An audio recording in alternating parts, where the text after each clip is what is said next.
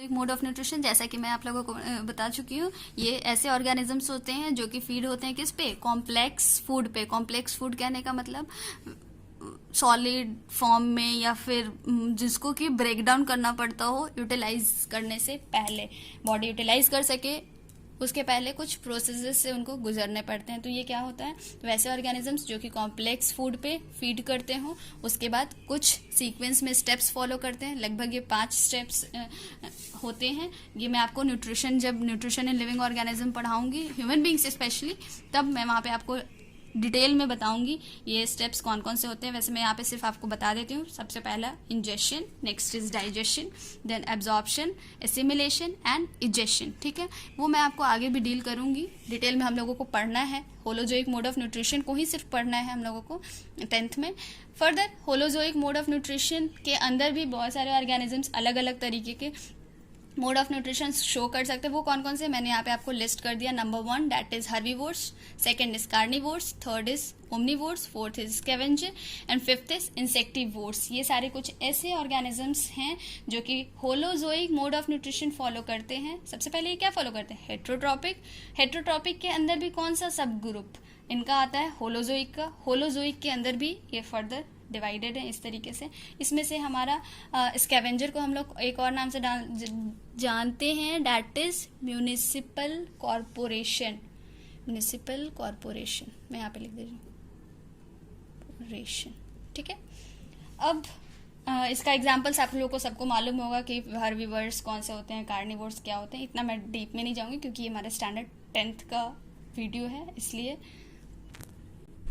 मैंने आप लोगों को बताया था ऑटोट्रॉपिक कौन होते हैं। तो जितने भी हमारे प्लांट्स होते हैं वो सारे इसमें आए थे। और हेट्रोट्रॉपिक में हमारा बाकी सारा जितने भी, स्पेशली अगर देखा जाए तो इसमें हम लोगों ने ग्रीन प्लांट्स के बारे में पढ़ा, तो इसमें नॉन ग्रीन प्लांट्स, लेकिन कुछ एक्सेप्शन केसेस भी होते हैं, इसमें हमारे नॉन ग्रीन प्लांट्स और एनिमल्स आएंगे। अब कुछ ऐसे प्लांट्स भी होते हैं जो कि क्या होते हैं, हेट्रोट्रॉप्स। तो आइए मैं कुछ वैसे प्लांट्स के नाम बता देती हूँ। तो सबसे पहले ऐसे प्लांट्स जो कि हमारे हेट्रोट्रॉपिक नेचर के होते हैं, तो पहला नाम है हमारा कौन सा, ये हमारा पीचर प्लांट। दूसरा वेनस फ्लाई ट्रैप, तीसरा सनड्यू, इसको हम लोग ड्रॉसेरा भी कहते हैं। तो ये इंपॉर्टेंट पॉइंट है, आप लोग लिख लीजिएगा, ये है आप भी लिख लीजिएगा, इंपॉर्टेंट पॉइंट हो सकता है। वैसे प्लांट जो कि हेट्रोट्रॉपिक नेचर के होते हैं कौन कौन से हमारे, Venus flytrap, sundew, Drosera, pitcher plant, Nepenthes. ठीक है, आज हम लोगों ने कोशिश किया है इंट्रोडक्शन के साथ साथ न्यूट्रिशन को बेसिकली समझने की।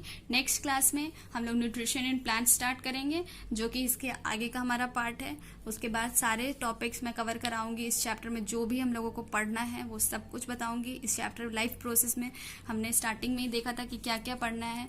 तो उसमें हम लोगों ने देखा था बेसिकली कि हम लोग क्या पढ़ेंगे, न्यूट्रिशन, रेस्पिरेशन, ट्रांसपोर्टेशन, एक्सक्रीशन, किस किस में, प्लांट्स में और एनिमल्स में।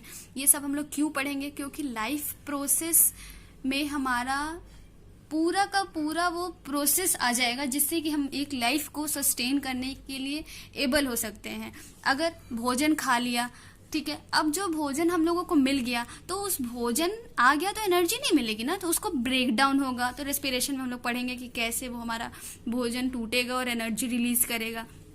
अब एनर्जी तो रिलीज हो गई, लेकिन बॉडी के किसी एक पर्टिकुलर पार्ट को तो एनर्जी नहीं चाहिए, हर पार्ट को चाहिए। तो अब ये एनर्जी एक जगह से दूसरी जगह ट्रांसफर होना भी बहुत जरूरी है।